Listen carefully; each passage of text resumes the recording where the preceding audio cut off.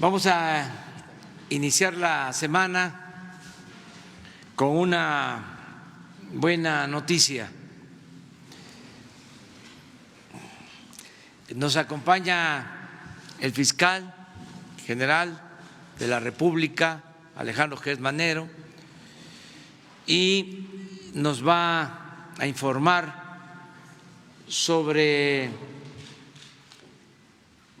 una acción que significa recuperar dinero de los actos de corrupción o de delitos graves. Anteriormente no se recuperaba el dinero, incluso se devolvía el dinero a los delincuentes. Como ustedes saben, se hicieron modificaciones a la Constitución. Es delito grave la corrupción, que no lo era. Es delito grave la facturación falsa para evadir impuestos. Y hay un mecanismo que permite que la Fiscalía pueda recuperar los fondos sustraídos ilegalmente y mediante este procedimiento de extinción de dominio los presuntos delincuentes pueden devolver el dinero. Es una especie de reparación de daño y con eso se recupera lo que es un bien público, lo que es producto de la corrupción. El licenciado Alejandro Gertz Manero lo va a explicar. Es un procedimiento legal, pero estamos ante el terreno de lo inédito. Nunca se había recuperado dinero. Y nos trae el fiscal esa buena noticia de que ya ha iniciado la recuperación de dinero y que se ha tomado la decisión de que ese dinero ingrese al instituto para devolverle al pueblo lo robado. Y esto nos va a ayudar mucho para seguir llevando a cabo acciones de bienestar, seguir apoyando a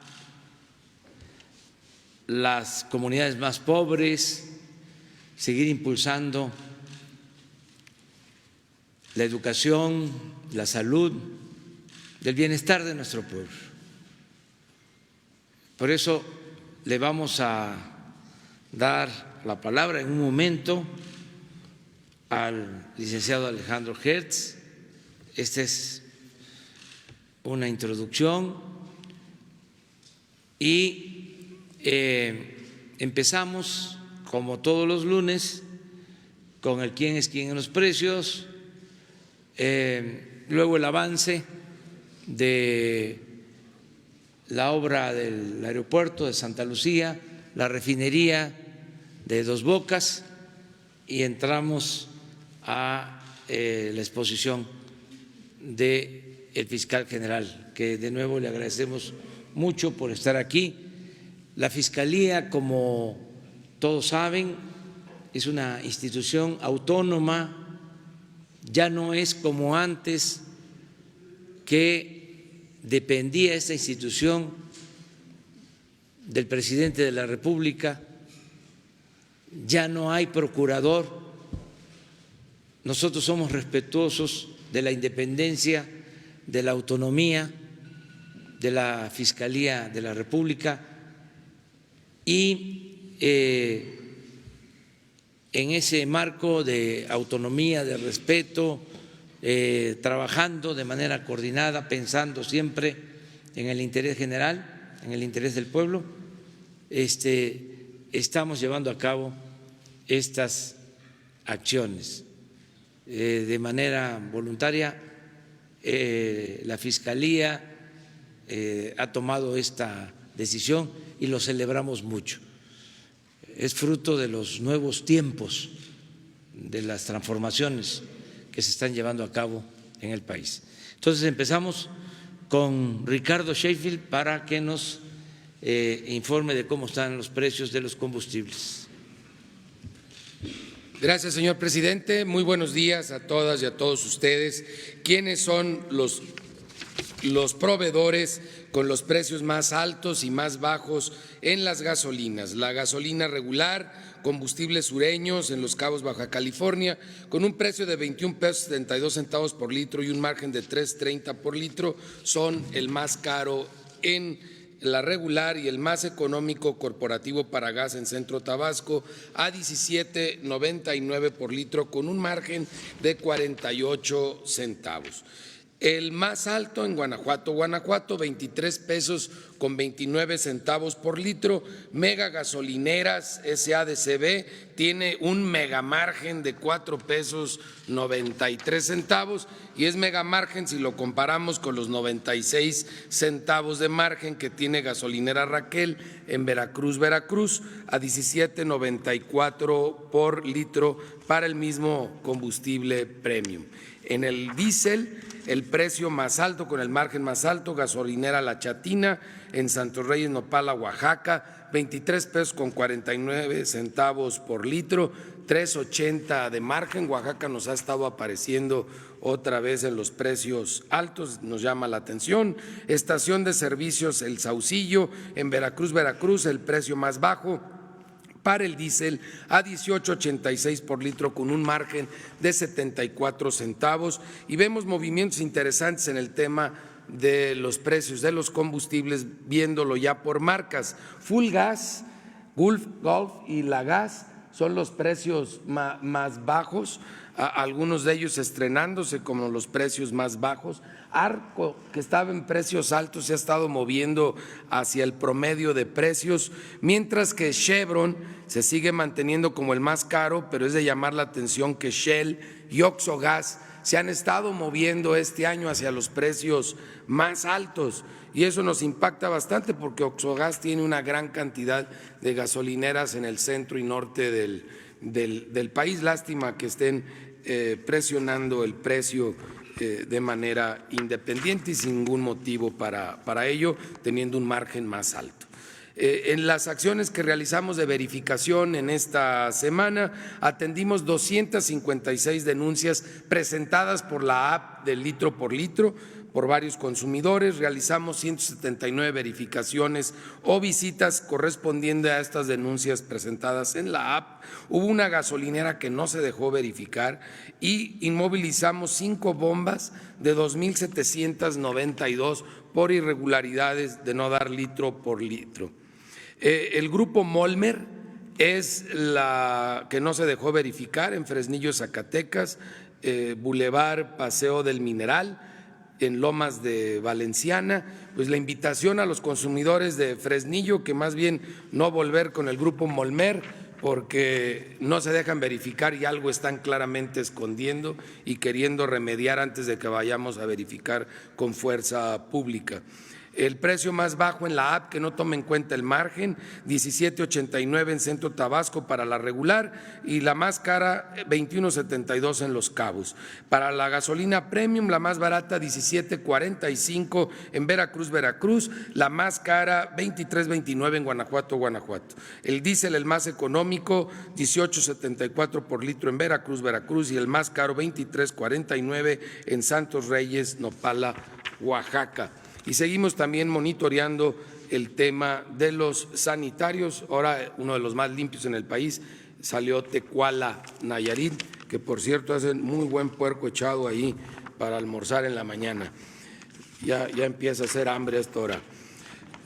Si vemos los precios del gas LP, el Gas Express Nieto de México tiene el precio más alto para tanques estacionarios, 10 pesos con 98 centavos por litro, con un margen de 5 pesos 34 centavos, mientras que el más económico lo tiene Gas Menjuc en Pátzcuaro, Michoacán, con un precio al público de 7 pesos 41 centavos por litro y un margen de 1 peso 92 centavos.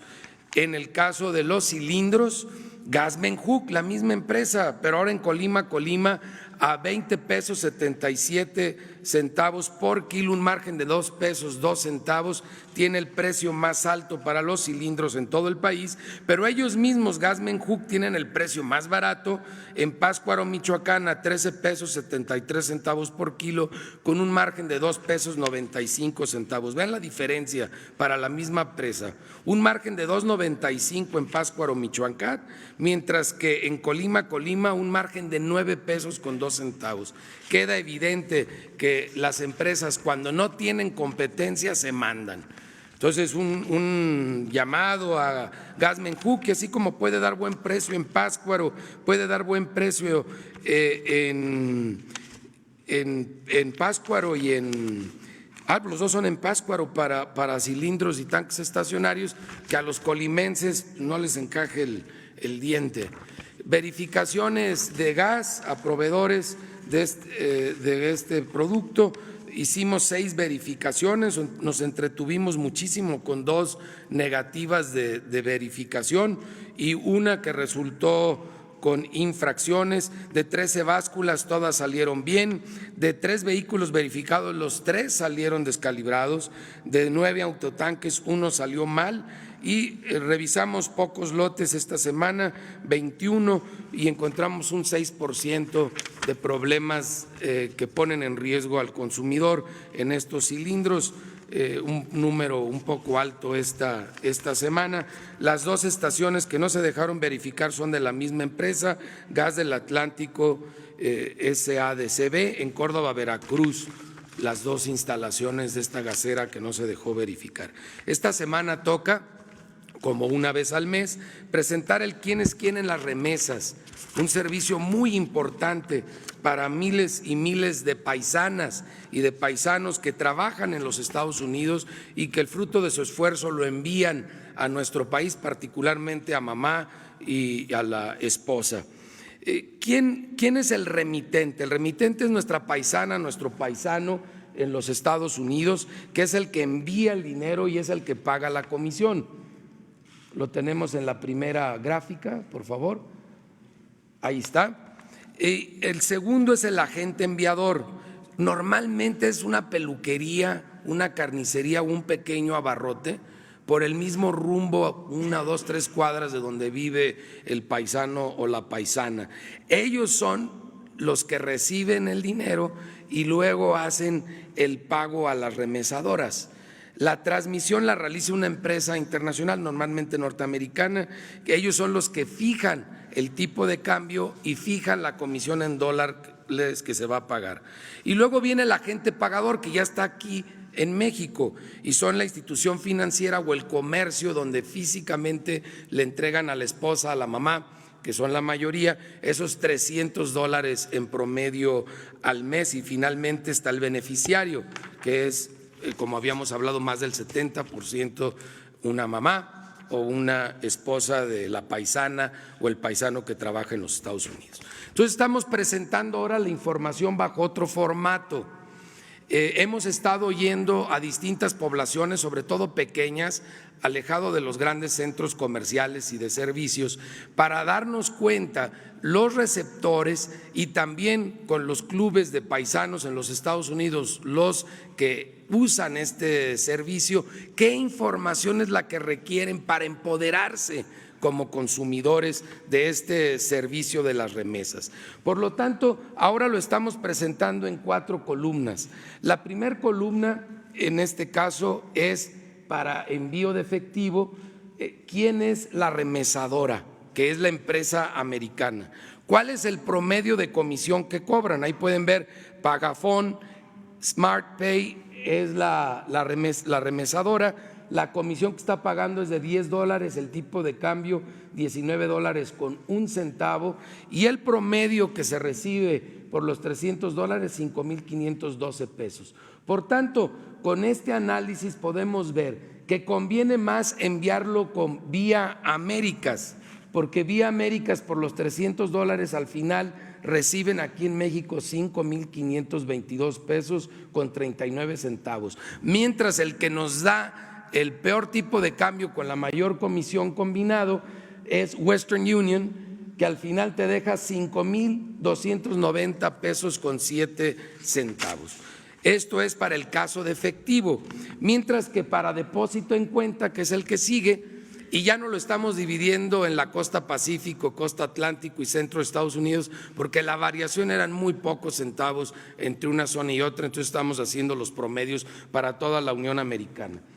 Y aquí tenemos nosotros que cuando es depósito a cuenta, la mejor opción es RIA Money Transfer, que te da por $300 $5,544, y el que menos te conviene, MoneyGram, que te da $5,342.74. El otro análisis que estamos haciendo, que ya es el final, es quién paga las remesas aquí en México. Y ahí estamos valorando primero quién es el pagador en México, el banco o la empresa de servicios o comercio, dónde va a recibir nuestra coterránea el dinero que le mandan los paisanos y las paisanas. ¿Cuál es el horario de servicio? Porque es muy importante el horario, si funciona sábado, domingo, con qué horarios está funcionando, que no los tenga muy limitados. ¿Cuántas sucursales tiene? Aquí tenemos Banco del Bienestar, con un horario de 9 de la mañana a 4:30 de la tarde, 1,547 sucursales, es el que más sucursales tiene y siguen creciendo las sucursales, que esto es lo importante, y tiene presencia en más de 1,305 municipios y una gran cantidad de comunidades rurales. ¿Ofrece envíos a cuenta? Sí, sí los ofrece. Y luego viene la seguridad, si hay seguro contra robo, en el caso de Banco del Bienestar no lo tiene, pero Electra sí lo tiene por 4 horas después de recibir el dinero. Si se verifica la identidad o le pagan a cualquiera, todos tienen verificación de la identidad para seguro de quienes reciben. La comisión, si cobran o no cobran comisión, ninguno cobra comisión aquí en México, la comisión se cobró en los Estados Unidos, y además si condicionan o no el poderles pagar a que tengan una cuenta.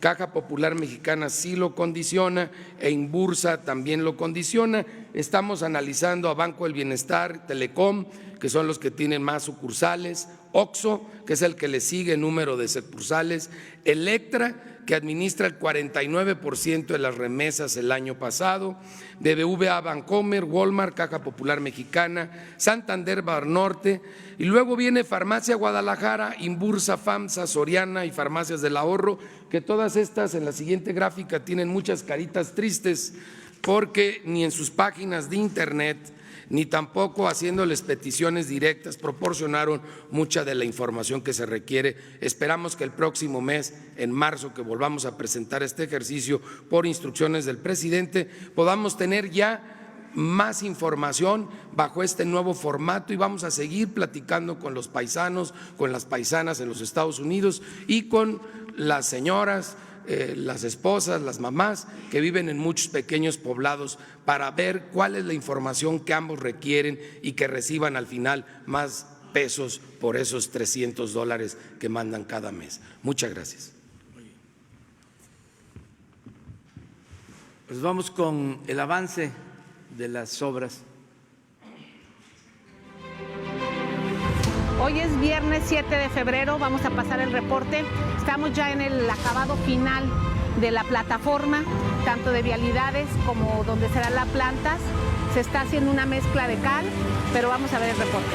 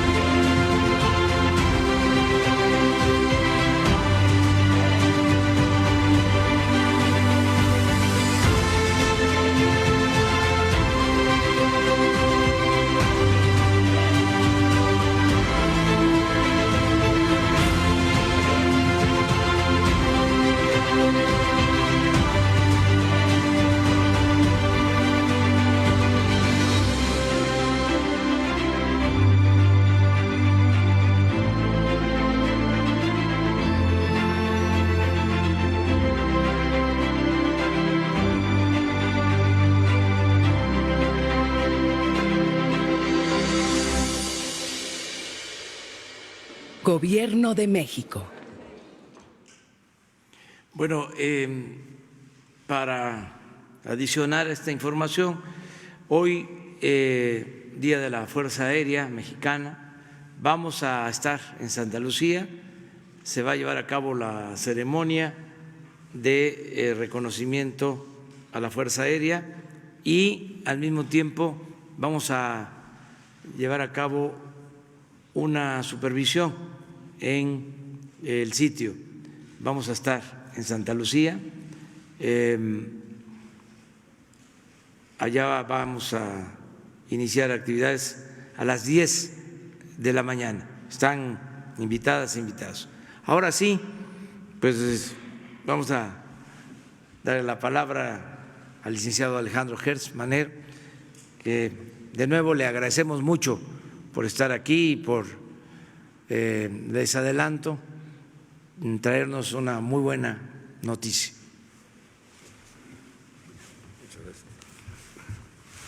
Muy buenos días a todos. Lo acaba de señalar el señor presidente de la República. En materia penal, lo más importante son las víctimas. Lo más importante es la reparación del daño a las víctimas. Por eso se han dado los cambios legales que el Gobierno de la República ha impulsado. Por eso en materia de corrupción y en materia de delitos de naturaleza económica se ha hecho un esfuerzo muy grande. En la reparación del daño, el país ha sufrido enormemente. El patrimonio de México, los bienes de la nación han sido saqueados. Por esa razón, todas las tareas que debemos de iniciar son en defensa de las víctimas cotidianas y del país como víctima. En razón de ello, y gracias a una denuncia que presentó el Gobierno de la República a través de la Consejería Jurídica del Ejecutivo, hemos iniciado una serie de acciones de carácter penal para la recuperación de los bienes de la nación. Hemos trabajado mucho en esto y todavía anoche estábamos terminando las últimas diligencias. Hoy podemos decir con mucha satisfacción que le estamos entregando al Instituto un cheque por 2,000 millones de pesos. Es un solo caso, un caso que se inició gracias a una denuncia del Ejecutivo, con la presencia y con el apoyo y la coadyuvancia del propio Ejecutivo a través de la Consejería Jurídica, y que en este momento nos permiten, en ese proceso que va a continuar y en el que tenemos la esperanza de obtener más devoluciones y más recuperaciones y más reparación del daño para nuestro país, estamos entregando en este momento un cheque por la cantidad de 2,000 millones de pesos al Instituto, que se lo hago llegar al director. Muchas gracias.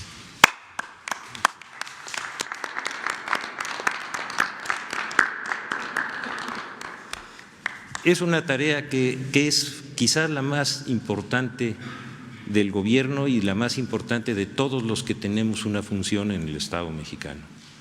Recuperar la confianza, devolverle al pueblo lo que merece, recuperarle a la República su patrimonio y hacer todas las gestiones que sean necesarias para que este mal, que es quizá el más profundo que tiene nuestro país, pueda ser resuelto de esta manera.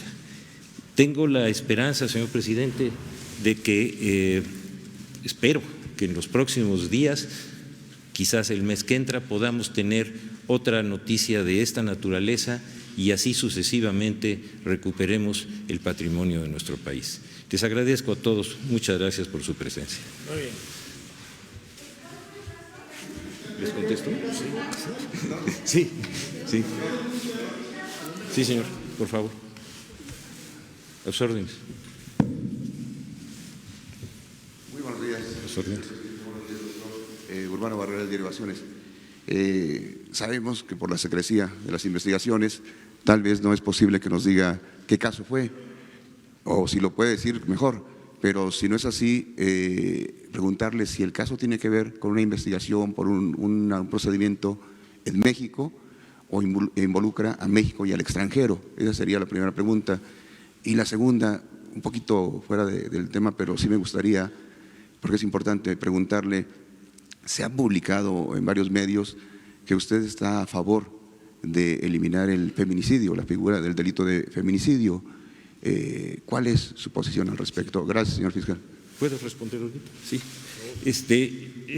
Mire, el debido proceso y la estructura procesal nos impide en este momento dar a conocer esta situación. En el mismo momento en que lo hayamos consignado ante los tribunales, nosotros vamos a dar toda esa información. Como la recuperación forma parte también de esta investigación, pues conforme vayamos primero obteniendo la recuperación y segundo también haciendo todas las gestiones que sean necesarias para poder informar a ustedes con toda prontitud. A la segunda pregunta, mire, en un análisis permanente que la Fiscalía hace de manera cotidiana, nosotros encontramos un fenómeno que nos llamó mucho la atención en el fuero común, que era el crecimiento desmesurado de los feminicidios en el país, delitos del fuero común. Nos llamó la atención porque si ustedes ven en los últimos 5 años, el crecimiento de los delitos de homicidio han crecido alrededor del 35%. Y en el caso de los feminicidios, el asunto realmente se disparó de una manera muy preocupante, porque frente al 35 y hablo de números generales, de los homicidios, en el feminicidio hubo un aumento del 137% en estos 5 años. Ese es un fenómeno delictivo y un fenómeno criminal que no lo podemos nosotros hacer a un lado, porque es algo que es también fundamental en la justicia. Si no hay justicia para los grupos que no pueden defenderse, que están en una situación de vulnerabilidad muy alta, que son los ancianos, los niños y las mujeres, no estamos cumpliendo con nuestro deber. Hicimos un análisis y tomamos toda la información del fuero común, de cómo estaba desarrollándose ese fenómeno, y encontramos que en la tipicidad de ese delito, que es la forma como está presentado y los elementos que se tienen que dar para poder judicializar, había una serie de obstáculos que nosotros consideramos que debían de superarse. Entonces, lo que hicimos, y esto fue una situación circunstancial, yo fui invitado a platicar con las mujeres y con los hombres del partido Morena, que me invitaron a la Cámara de Senadores y la de Diputados, y ahí tratamos varios asuntos, entre ellos y se los expliqué, yo espero que con la misma claridad que se lo estoy explicando a usted, y les dije que había una situación que había que reformar, que ese delito, manteniendo su autonomía, deberíamos de hacerlo mucho más sencillo para proteger a las víctimas, para proteger a las mujeres, para darles mayor empoderamiento en la defensa de su vulnerabilidad.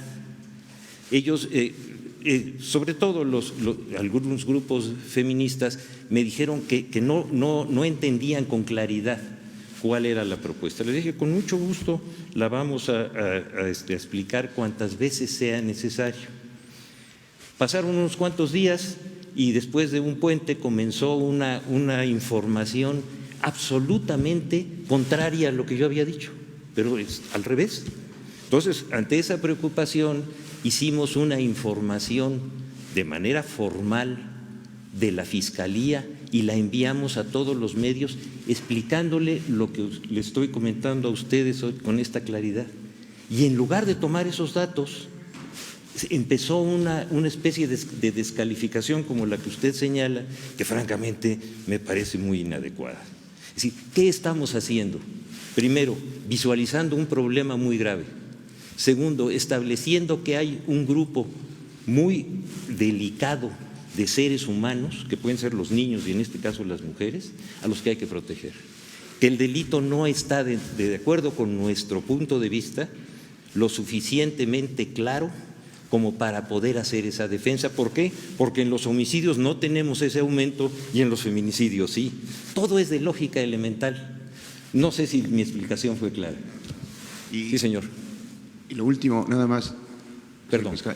Doctor, lo último, se lo pregunto porque en redes invadió todo el día de ayer. Yo veo que está más firme que nada y tal vez el señor presidente lo puede confirmar ahorita.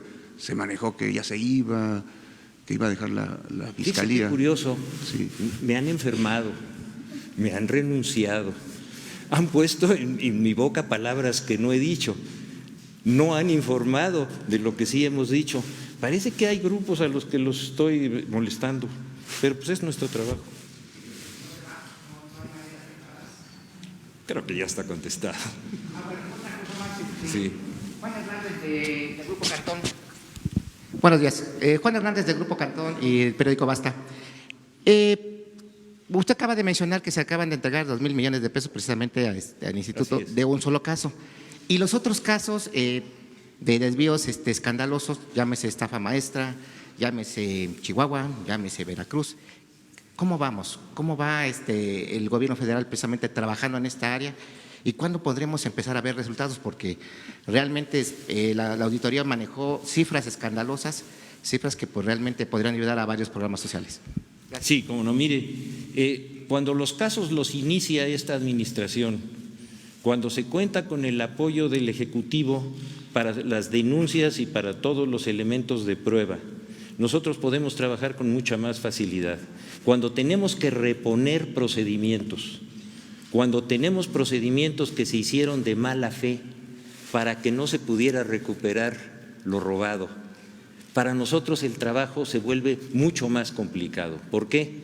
Porque hay ya sentencias firmes, porque ya hay procedimientos que están defendiendo a estas personas desde hace 4, 5 o 6 años y tenemos que volver a iniciarlo. Yo recibí, no sé si sea prudente decirlo, pero recibí una invitación formal del señor presidente para que nosotros podamos reponer el procedimiento de Ayotzinapa, que ese quizás es uno de los puntos torales de la historia de la injusticia en este país. Y en ese sentido tenemos que volver a iniciar un procedimiento, pero sin tocar el anterior. ¿Por qué? Porque el sistema legal, y es lógico, protege lo que ya se hizo y ya no se puede volver a reiniciar lo que ya se procesó. Entonces, a su pregunta concreta, ¿qué hemos hecho? Por ejemplo, en el caso de la estafa maestra, responsabilizar a los que fueron las cabezas de ese problema y mantener toda nuestra fuerza procesal frente a todos los juicios que se hicieron absolutamente de mala fe. Y eso se repite prácticamente en cada una de las áreas de los procedimientos que protegieron a la corrupción en administraciones anteriores. Adelante. Con relación a la propuesta de hacer más sencillo la investigación del feminicidio, Diana Lastiri del Universal, esta propuesta no se ha considerado mejor reforzar las facultades del Ministerio Público y las capacidades que tiene para investigar, o de plano no se tomó en cuenta y la idea es solo hacerles más sencillo el trabajo a los ministerios públicos en lugar de sensibilizarlos en materia de género. Mire, yo creo que tenemos otra vez la misma respuesta, que es muy fácil de entender. Si el Ministerio Público tiene más capacidad para poder resolver los problemas de homicidio, si tenemos un grupo vulnerable, tenemos que manejarnos dentro de la capacidad que existe. Hacer leyes que no entiendan la realidad de los niveles de competencia que tienen que ir subiendo y que se tienen que ir mejorando, no va en favor de las víctimas. Nosotros tenemos una sola prioridad, las víctimas, y en este caso específico, un grupo vulnerable que son las mujeres. Lo mismo haría yo en el caso de los niños, que nos preocupa enormemente, y en el caso de los ancianos, por razones obvias. Perdón, señora.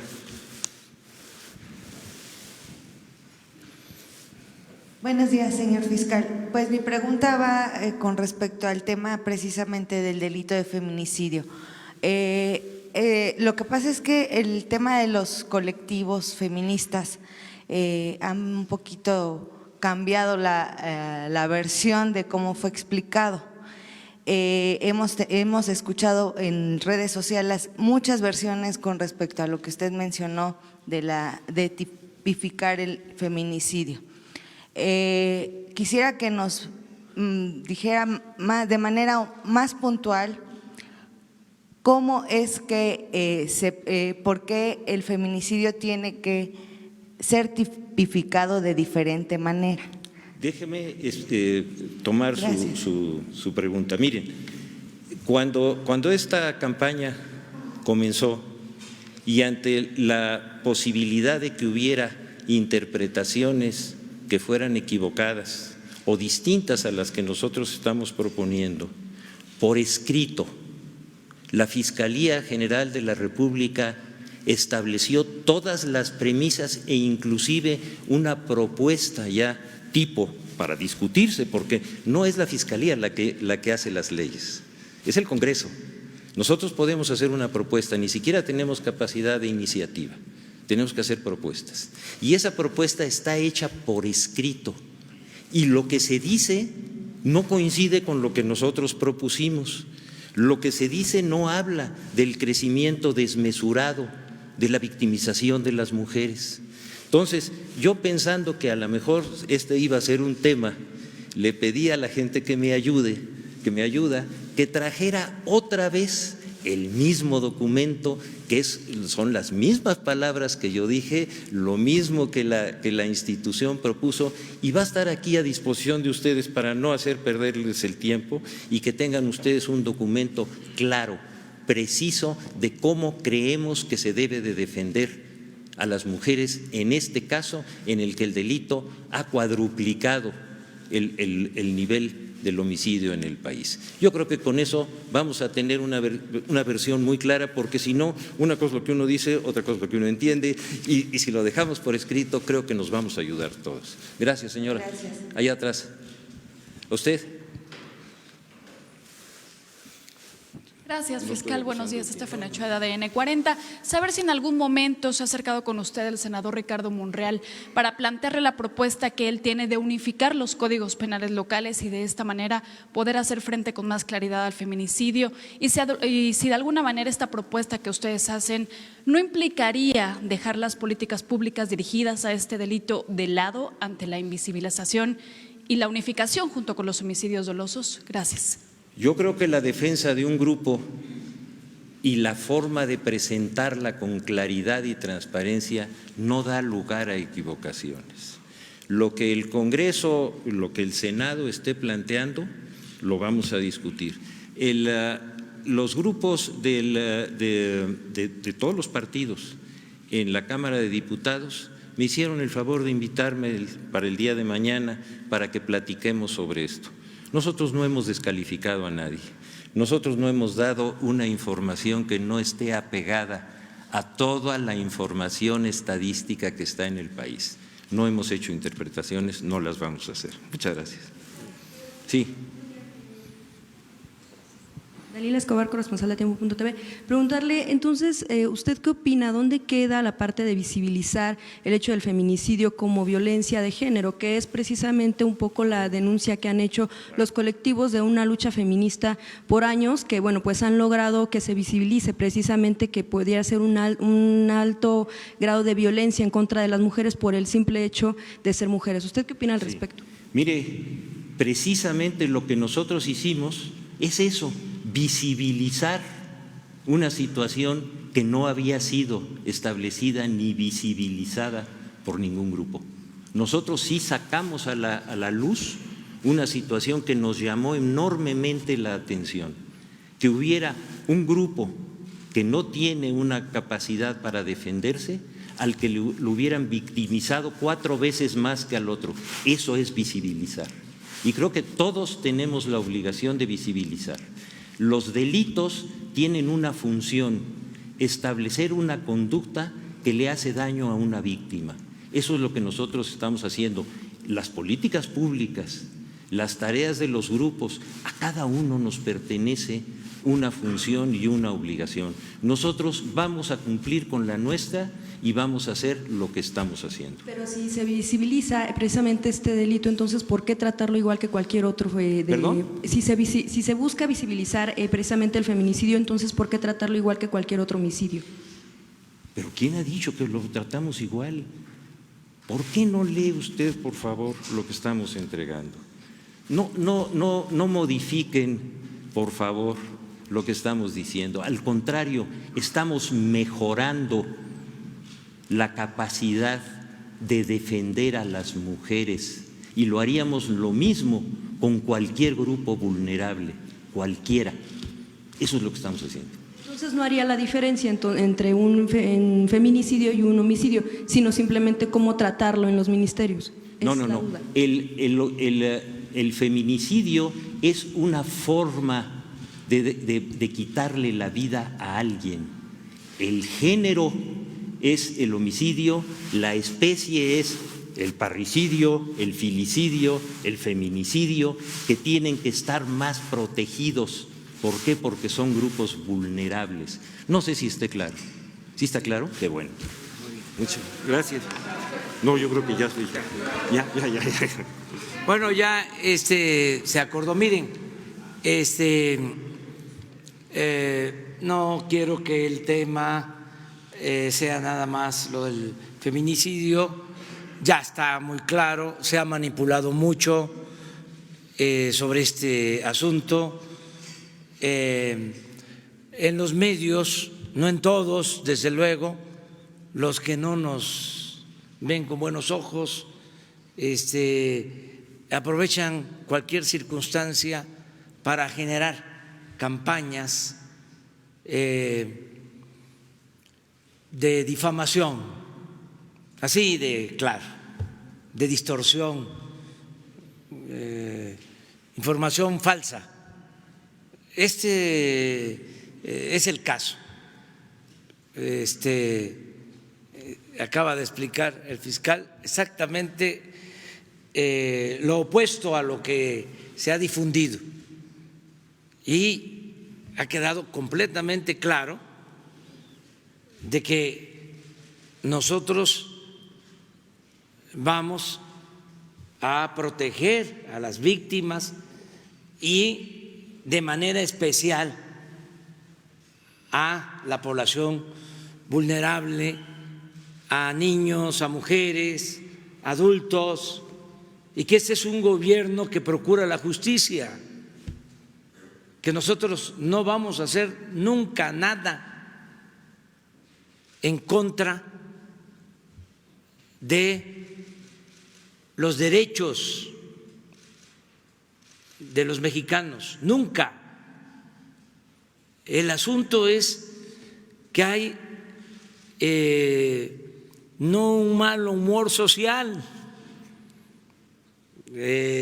como había antes, ahora hay un buen humor social donde están encorajados es en los grupos de poder que se sentían los dueños de México y que tienen mucha influencia en medios de comunicación, sobre todo en medios de comunicación convencionales. Por eso sigo sosteniendo que son benditas las redes sociales. Entonces, por eso todas estas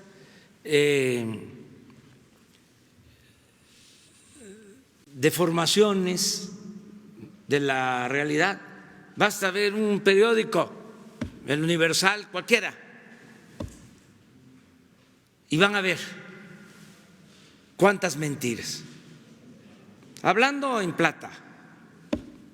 Y eso no significa que se va a censurar, nada más es decir las cosas como son. No debemos de hacerle el caldo gordo a quienes se sentían dueños de México, se dedicaban a saquear, a robar, y ahora están molestos porque se acaba la corrupción, porque se acaba la impunidad. Por eso, lo más importante de todo, a ver, Ricardo, préstame el cheque. Esto es para que les produzca respetuosamente un poquito de comezón. Esto no se había visto en un solo caso. ¿Quieren que yo les dé los antecedentes de cómo era? Ah, no.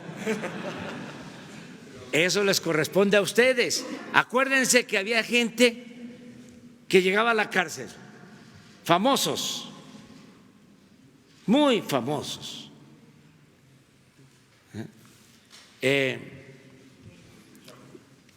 más famosos, políticos, y se les devolvió todo el dinero. O sea, ¿y qué se dice de eso? ¿Por qué se devolvía el dinero? A ver, porque se separaba esto, Alejandro, que es abogado, lo sabe mejor, y todos los abogados, se separaba lo penal de lo civil. Entonces, era acusarlo por un delito penal, pero el dinero se tenía que litigar en el terreno de lo civil, y al final se le terminaban regresando el dinero. Y como dicen los abogados, no es para recordar el artículo, pero no era delito grave la corrupción. También esto es muy importante, porque ese dinero no solo proviene, o lo que se está recuperando, de la delincuencia común, viene también de la delincuencia de cuello blanco, y es un procedimiento legal. Esto pues ya no sirve si son 2,000 millones de pesos, pues para pagar los premios del avión presidencial y lo que obtengamos de la venta de los cachitos, de los boletos de la lotería, pues nos va a alcanzar sin ningún problema para destinar 2,500 millones de pesos a la compra de equipos médicos. Esto es justicia. Entonces, la verdad, ofrezco disculpa por decir sí es importante lo del feminicidio, o sea, pero ya estoy viendo cómo esa va a ser la nota, el feminicidio, y no, porque fue una manipulación. Sí, haya salido de quien haya salido, pero le dieron vuelo porque todo lo que tiene que ver con lo que hacemos, digo, si no existiera, si no tuviésemos esta posibilidad, estas mañaneras, no nos tendrían arrinconados como era antes. Era una especie de chantaje. No me das dinero, aguántate, ahí te vamos. No estoy inventando nada, no estoy hablando al tanteo, lo padecí durante décadas. No existíamos. Ahora me llama mucho la atención, ¿no? Porque en todo el periodo neoliberal inventaron nuevos términos para simular visibilidad, ¿no? Y resulta que, Alejandro lo mencionó, no había visibilidad antes. Toda una simulación. Entonces, entiendo que exista esa postura de distorsionar las cosas, de no decir la verdad, pero afortunadamente tenemos medios, tenemos forma de comunicarnos con la gente. Antes era muy difícil. Por eso digo, benditas redes sociales. Es que hasta hace 6 años no teníamos ninguna posibilidad de defendernos. Nos rodeaban, era un cerco informativo y una golpiza mediática, guerra sucia, y no teníamos posibilidad de replicar, de argumentar, de dar a conocer nuestros puntos de vista.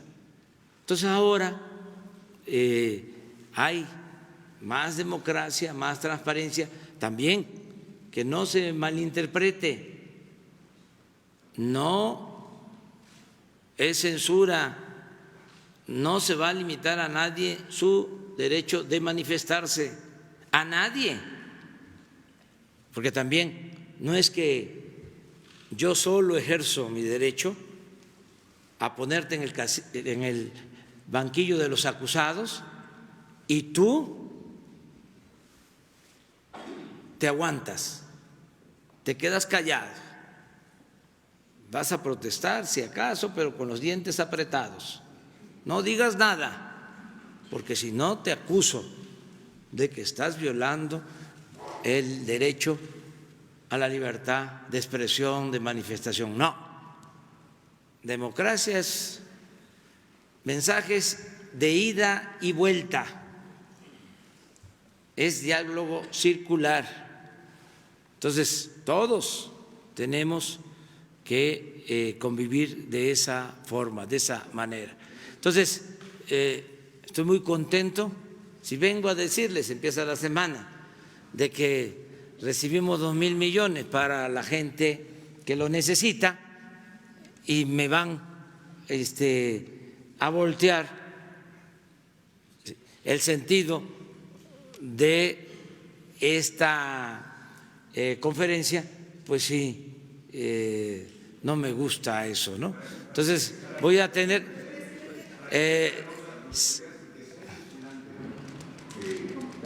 pequeña pista, sin que sea vinculante al procedimiento, para que crezca esta nota. No se puede, porque es una averiguación previa y además porque se va a recuperar más. Sí, mejor, ¿qué les parece? ¿Qué les parece para informar? Es que ustedes hacen investigación, son mirones profesionales, o sea, van a hacer su trabajo, pero nosotros no podemos, estamos impedidos legalmente. Lo que sí, sí me gustaría, Alejandro, sí, por favor, vamos a tomarnos una foto. Sí, señor. Porque eso es la historia.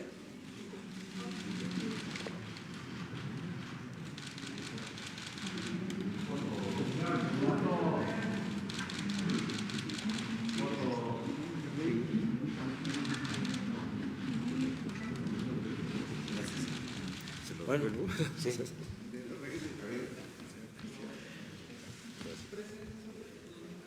Muy bien, vámonos ya, en lo general. A ver.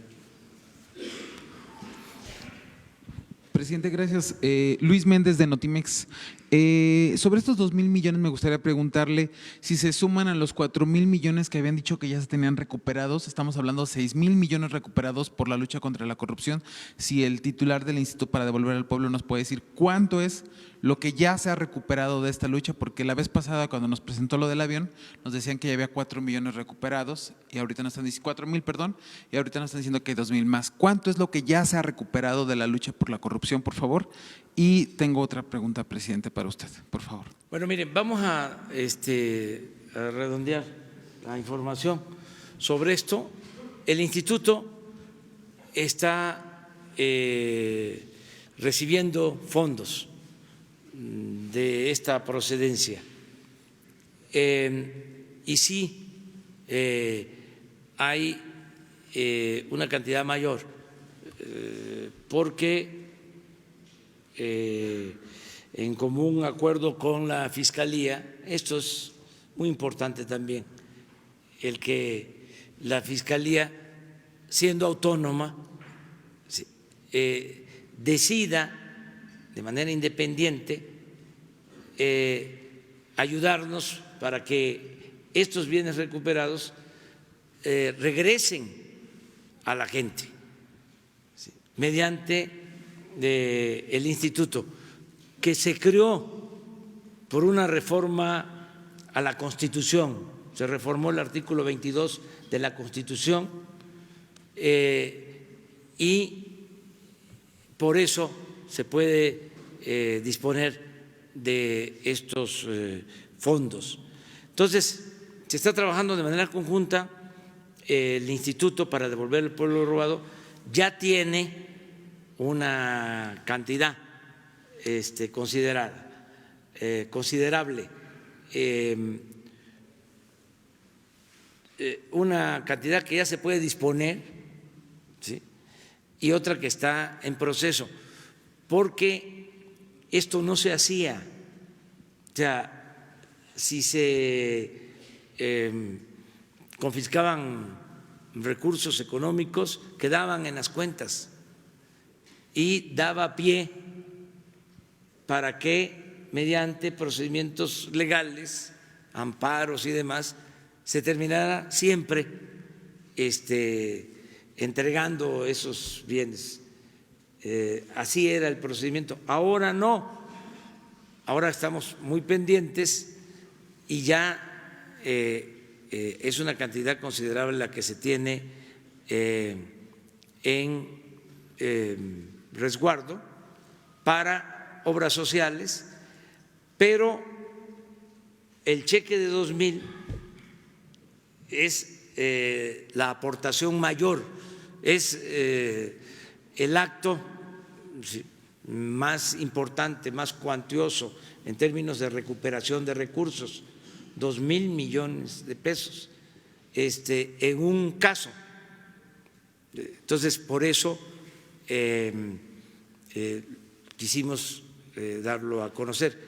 Ricardo les va a informar cuánto tenemos en el instituto. Muy buenos días. Muchas gracias, señor presidente. En primer lugar, quisiera recalcar que gracias a la visión del señor presidente de la creación del Instituto para Devolver al Pueblo Robado, así como el camino que nos ha trazado para que estos se vayan a cuestiones sociales, aunado al gran apoyo que nos ha dado el fiscal en el ámbito y con el respeto a su autonomía, pero siempre con una coordinación muy efectiva con la Fiscalía General de la República. Hoy, gracias a esa coordinación y ese gran apoyo, es que estamos teniendo un acto inédito en la historia del país. Y este hecho inédito es que las reformas que ha promovido el señor presidente pueda generar que estos recursos se vayan a fines sociales. Respecto a la pregunta, les quiero comentar, aunado a estos 2,000 millones de pesos, tenemos también ahorita garantizados otros 2,000 millones de pesos adicionales. ¿De dónde vienen? Vienen de cuentas de lo que son numerario administrado por el INDEP asociado a procesos penales federales. Estos recursos principal vienen de la Fiscalía General de la República, pero también vienen del Poder Judicial. Estas cuentas llegan al INDEP vemos si son bienes asegurados, si son bienes en decomiso o incluso si son ya bienes abandonados. Una vez que los clasificamos, el 30%, si son asegurados, el 30% se destina a un fondo resarcitorio. Si son bienes abandonados es un 10%. Con eso nosotros generamos una cuenta única y estos 2,000 que les digo ya es una disponibilidad neta. ¿Qué quiere decir? Que ya hemos descontado lo que se debe de ir al fondo de resarcimiento. Adicionalmente, tenemos otros 3,000 millones que estamos trabajando en una agenda común con la Fiscalía General de la República y con el Poder Judicial para poder darles ese destino, para poder clarificar si son bienes asegurados, si son bienes decomisados o si en este caso ya se da el abandono. Obviamente tenemos que hacer la consulta con el Poder Judicial. Ustedes pueden… estos son, lo que está ahí son recursos disponibles netos. Lo que yo les comentaba en un principio, tenemos alrededor de un numerario asegurado en extinción de dominio de alrededor de 1,500 millones que están en dólares, más 661 millones de pesos que están en moneda nacional, más 831 que son recursos, que son bienes convertidos a numerario. Tenemos una disponibilidad bruta de 3,000 millones menos un aproximado de un fondo de reserva, lo que da una disponibilidad neta de aproximadamente 2,000 millones de pesos. Más otra cantidad que, insisto, estamos trabajando de forma intensa con la Fiscalía General de la República y con el Poder Judicial. Estos saldos serán destinados a programas sociales, es un monto importante, por lo tanto estamos cuidando mucho su transparencia, su origen y su gestión, como la claridad para su fiscalización y rendición de cuentas. Quiero recalcar de nueva cuenta que sí es un hecho inédito y algunos de estos recursos incluso vienen de cuentas de mucha antigüedad que no… Lo que quiero decir es que en algunos casos son recursos improductivos, ociosos, que como no tenían un destino, no se utilizaban. Ahora, ¿por qué sí tienen un destino? Por las modificaciones que se dio a la ley de bienes de administración, de bienes. Con esa reforma, ahora sí ya tiene un destino vía gabinete social. Y ese destino son recursos sociales.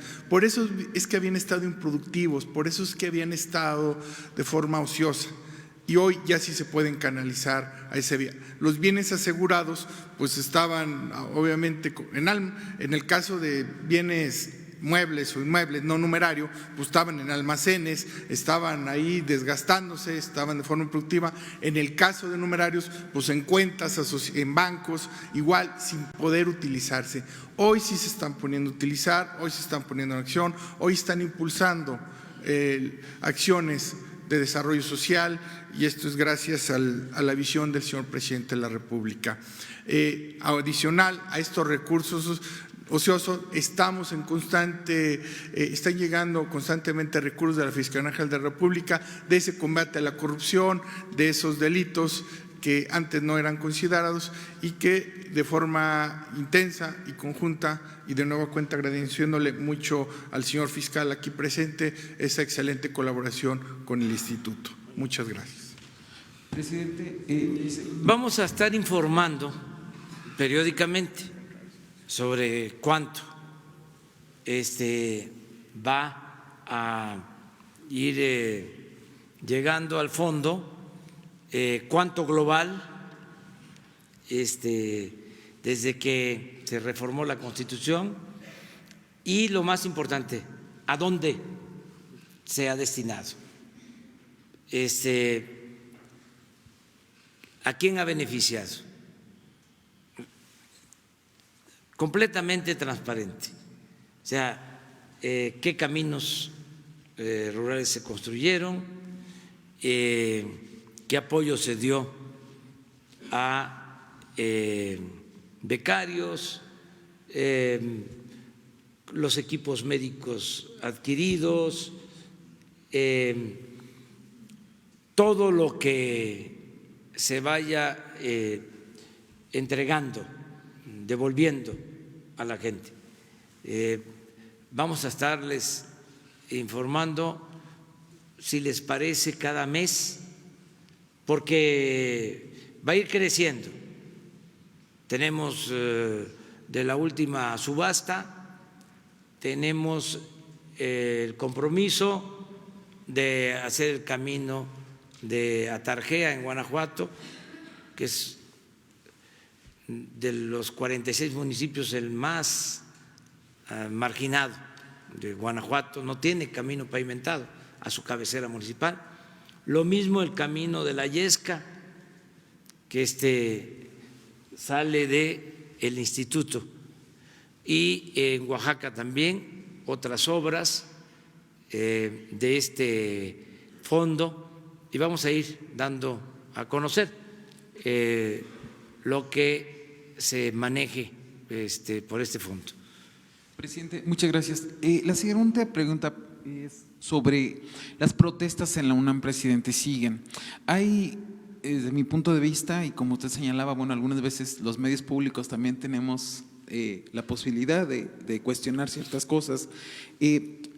Esta consideración que usted hacía sobre la mano negra, que sin duda está presente, también va cargada de la denuncia y la exigencia de los grupos de mujeres que han denunciado que no han sido atendidas sus demandas por quien actualmente ocupa la rectoría y que anteriormente también estuvo en ese cargo. Y también, presidente, va de fondo una profunda exigencia de democratización de la universidad pública de este país. Como usted ha señalado, la apuesta de su gobierno es que cada vez se haga más pública la vida y que haya más democracia en este país. Y dentro de las exigencias es la apertura para la elección tanto del rector como de los directores de facultades, que son elecciones cerradas, presidente. Usted cuando estudió en esa universidad eran elecciones cerradas y siguen siendo cerradas. Desde su punto de vista, ¿usted considera que la universidad debería de democratizarse en sus procesos de elección, tanto de rector como de facultades? Gracias, presidente. Sí, son procesos necesarios, pero deben de irse dando poco a poco, de manera gradual, y no deben de ser utilizados por el oportunismo político para generar conflictos.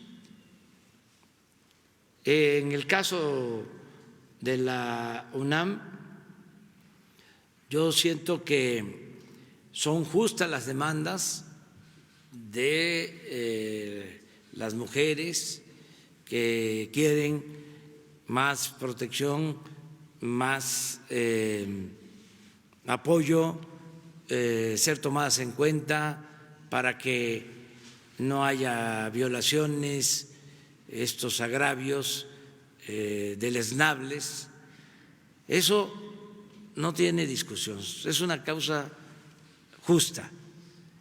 Sin embargo, hay grupos que utilizan esa causa, que sinceramente no están por eso, están porque quieren generar conflicto. Son grupos conservadores, aunque se digan de izquierda.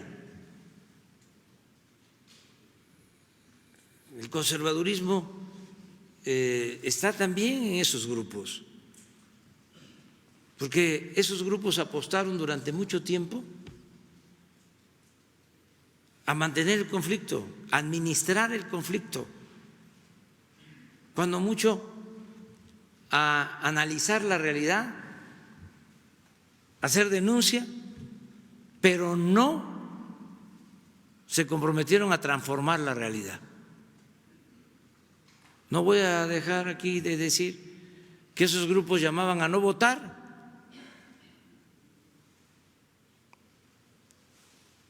porque no querían que se transformara el país. Porque imagínense si ya no se administra el conflicto, si ya no se puede denunciar violación de derechos humanos porque el Estado no es violador de los derechos humanos, pues se quedan sin materia. La llamada sociedad civil, las organizaciones no gubernamentales, que no vieron nada durante el periodo neoliberal, no había visibilidad, nada vieron. Entonces, eso es lo que se tiene que tomar en cuenta. He estado observando el proceso en la UNAM y afortunadamente la mayoría de las escuelas están laborando, porque hace poco quisieron generar un conflicto mayor con actos violentos. ¿Qué es eso de ir con marros a romper vidrios, encapuchados? Dicen anarquistas. No, no era así Ricardo Flores Magón, ni Librado Rivera, ni Daniel Cabrera. No, eso no es anarquismo. El anarquismo es productivo, es transformador. Estos son grupos extremistas y no se olviden que los extremos se juntan, se tocan, la extrema izquierda y la extrema derecha. Conozco muchísimos casos de gente muy radical y terminó en el bando del conservadurismo de manera abierta. Por eso, cuando se juzga a un dirigente, cuando se juzga a un político, se tiene que hacer hasta la muerte, hasta que uno ya deje de existir. Es cuando se va a saber si se fue consecuente o no. Pero hay quienes en una época fueron consecuentes y se cansaron de ser como eran y claudicaron. Y también se da el otro caso, siempre lo recuerdo, de gente que se portó mal en un tramo de su vida y luego decide rectificar, actuar de otra manera y termina y muere siendo consecuente. Les voy a poner dos casos. Uno, el del gran pintor Orozco. Era porfirista, ya lo he dicho aquí.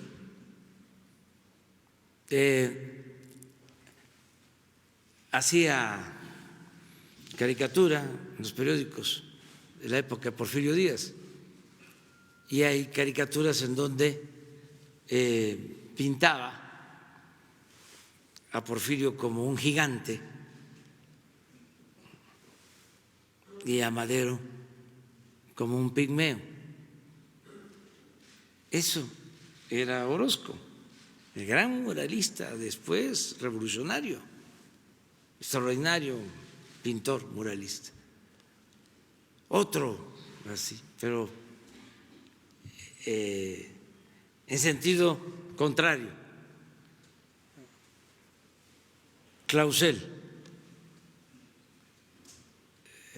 antiporfirista de joven, fue a la cárcel varias veces y en una ocasión se escapó cuando lo llevaban a un juzgado, lo llevaban a declarar y se les escapó y no se volvió a saber de él. Se fue a Francia, allá aprendió, o mejor dicho, perfeccionó su pintura. Estuvo de alumno de Monet y regresa y es el gran pintor, uno de los mejores pintores de México, pero participa en el huertismo y no actúa de manera consecuente. Claro, una cosa es el arte, otra cosa la política.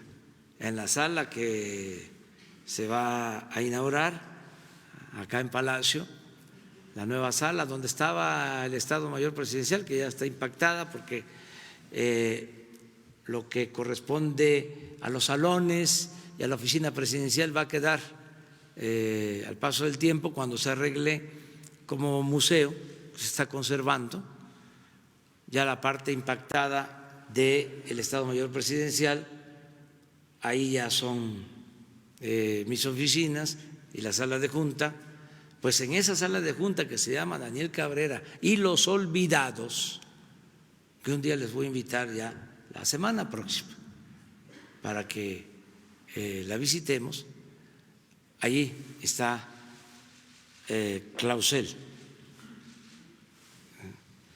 está Anguiano también, pero está Clausel. Entonces,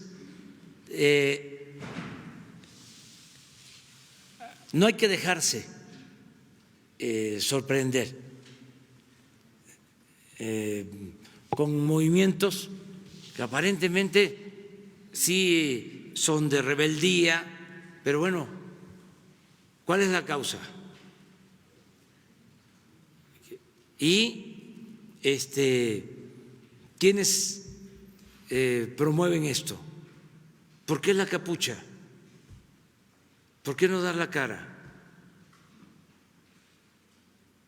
Entonces, ojalá y en la UNAM se resuelvan las cosas. No conviene a quienes defendemos la educación pública, el derecho a la educación, que se produzca un paro en la UNAM como los que hubieron, que afectaron muchísimo. Ahora la UNAM está considerada como de las mejores universidades del mundo. ¿Qué quieren? ¿Pegarle a la educación pública? Entonces, distinguir, o sea, las causas justas, atenderlas con todo respeto, porque se trata de una institución autónoma. Las autoridades universitarias tienen que mantener el diálogo, seguir llamando al diálogo, llegar a acuerdos, no cansarnos de dialogar y que los estudiantes, que son la levadura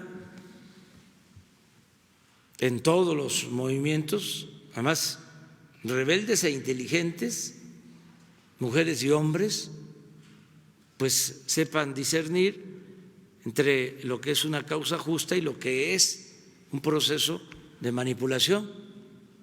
Eso es todo. Y yo estoy seguro que va a resolverse para el bien de todos. Sí, nada más que en un proceso, o sea, vamos en lo que corresponde a la República, a la cosa pública, vamos despacio porque llevamos prisa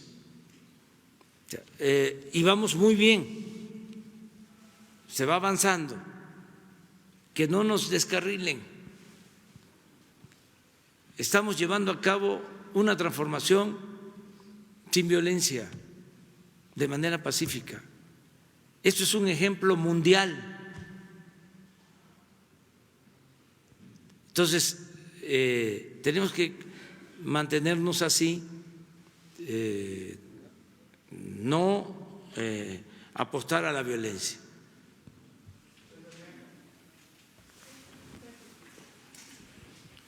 Buenos días, señor presidente, fiscal. Buenos días, procurador, director. Alberto Marroquín Espinosa, de Frecuencia CAT. JF informa desde Cancún y es ahora AM desde Querétaro. Ahora que estuvo usted en Querétaro y en Amealco, me encontré con una familia que trató de abordarlo varias veces y es cuando te das cuenta que en el ámbito del poder judicial todavía existe ese elefante reumático, ¿no? No hay esa conciencia por parte de los jueces, porque hay un caso de un señor, un adulto mayor de 78 años de edad, el señor J. Antonio Juan Pájaro Galván, que no se le ha hecho justicia por parte de la juez Lorena Díaz García, a quien únicamente se le está pidiendo prisión preventiva por la edad, porque en base al artículo 55 del Código Penal Federal, pues tiene ese derecho, ¿no? Muy ajeno a lo que sea todo el caso en general, ¿no?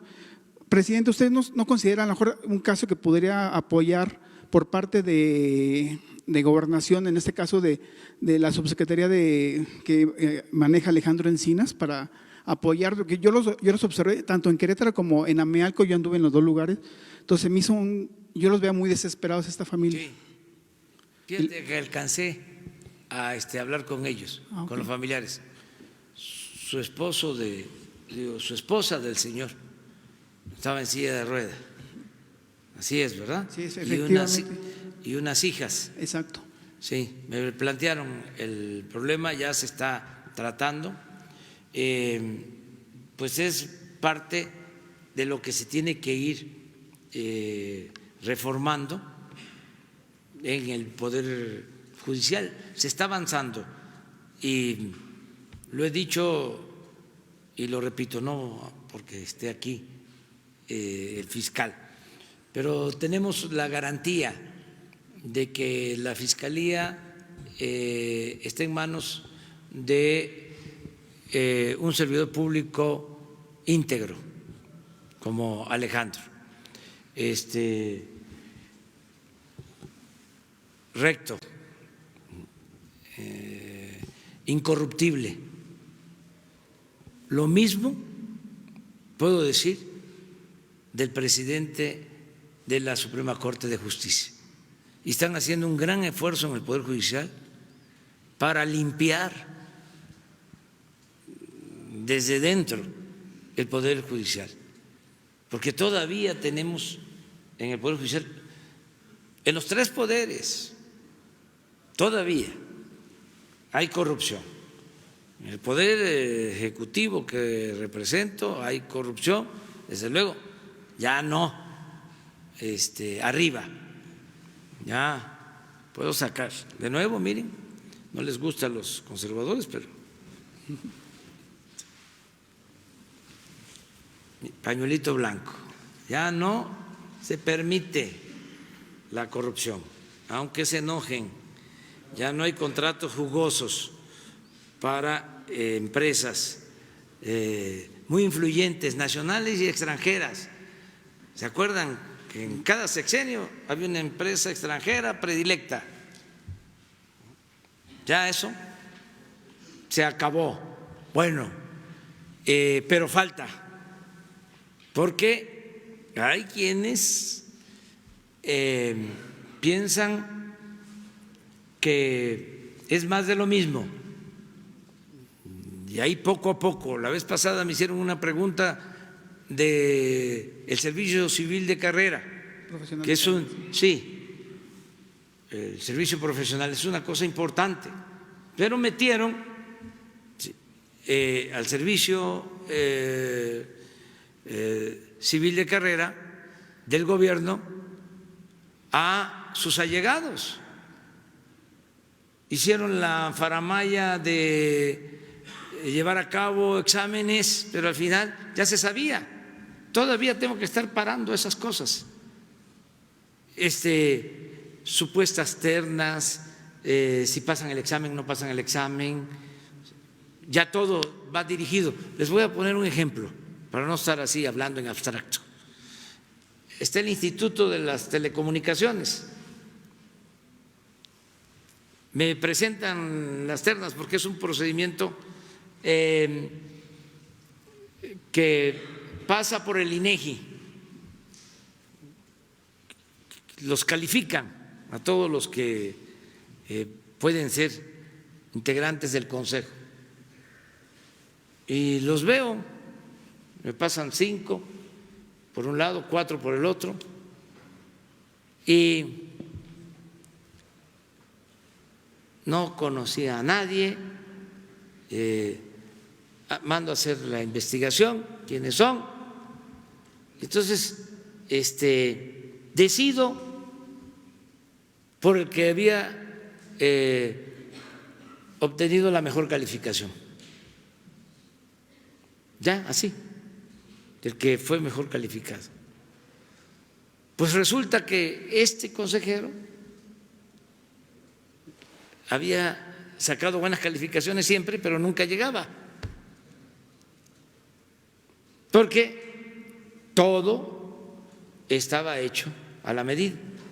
Al final de cuentas, intervenían no solo los servidores públicos, sino los del sector privado, y ellos eran los que al final de cuentas nombraban. Entonces todo eso tiene que ir cambiando, va cambiando, lleva tiempo. Todavía tenemos problemas con jueces.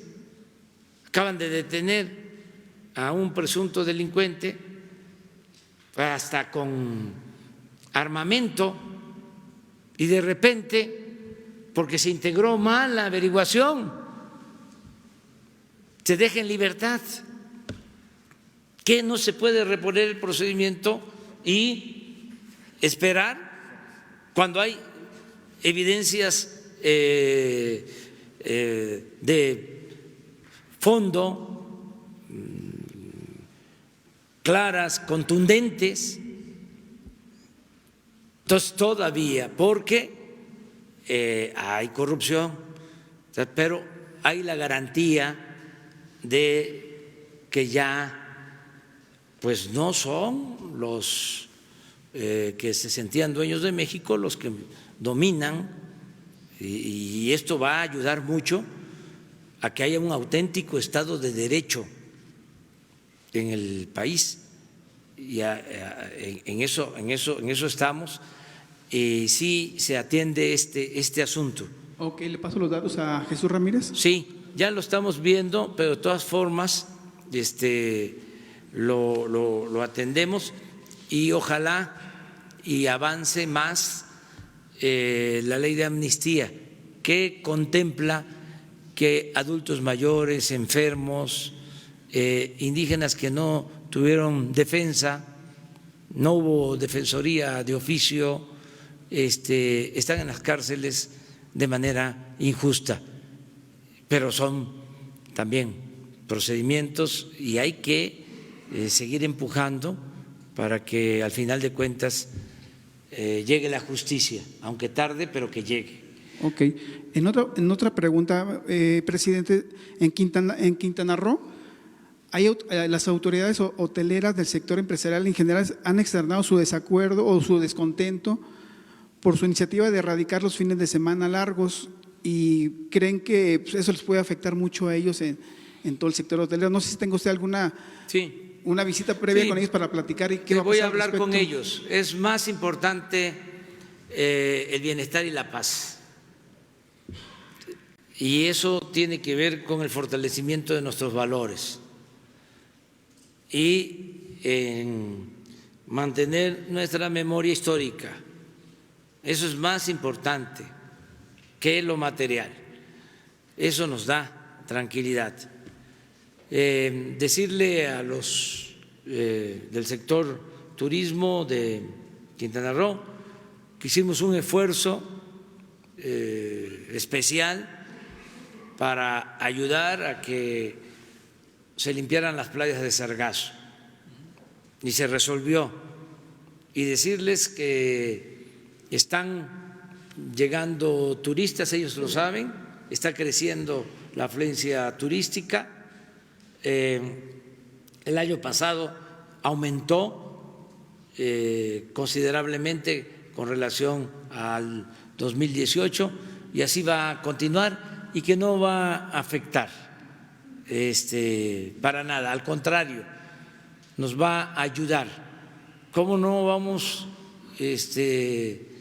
a conmemorar el día de la promulgación de la Constitución del 17, si fue el día en que se aprueba la ley de leyes para proteger a los mexicanos, para que haya justicia, para que haya libertades, para que haya democracia, para que México sea un país libre, soberano. No puede haber algo por encima de eso.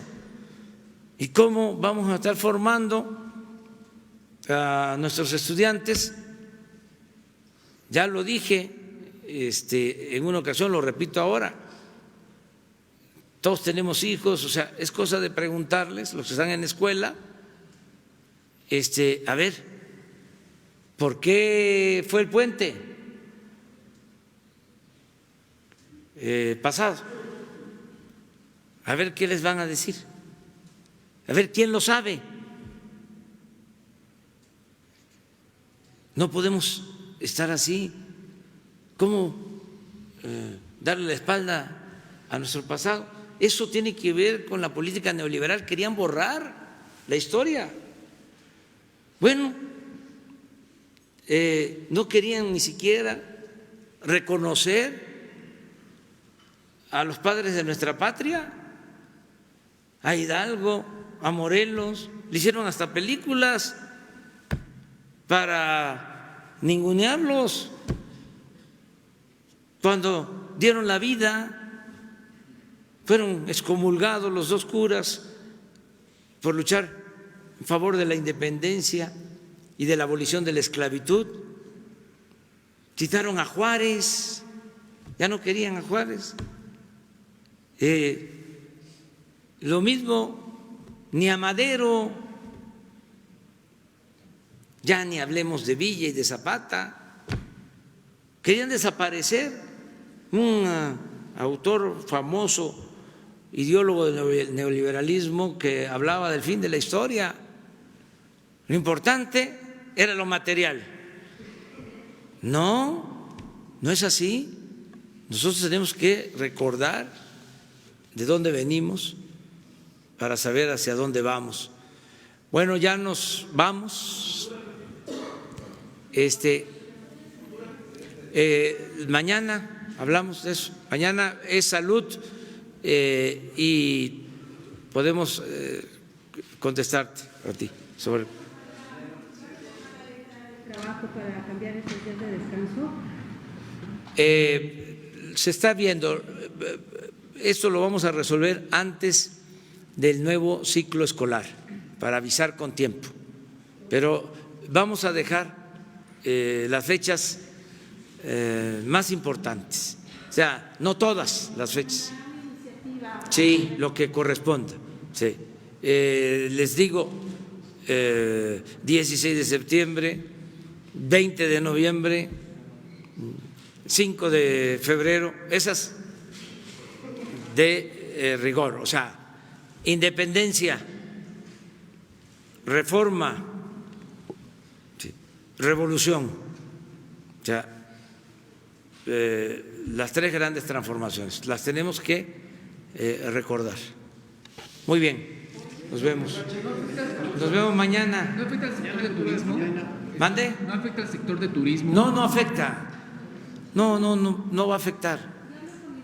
Para nada, sí. Él tiene un punto de vista distinto, porque él defiende al sector y aquí hay libertades, pero predomina el interés general por encima del interés personal o del interés de grupo, del interés de sector, por legítimo que sea, está el interés de la nación. Muy bien, gracias.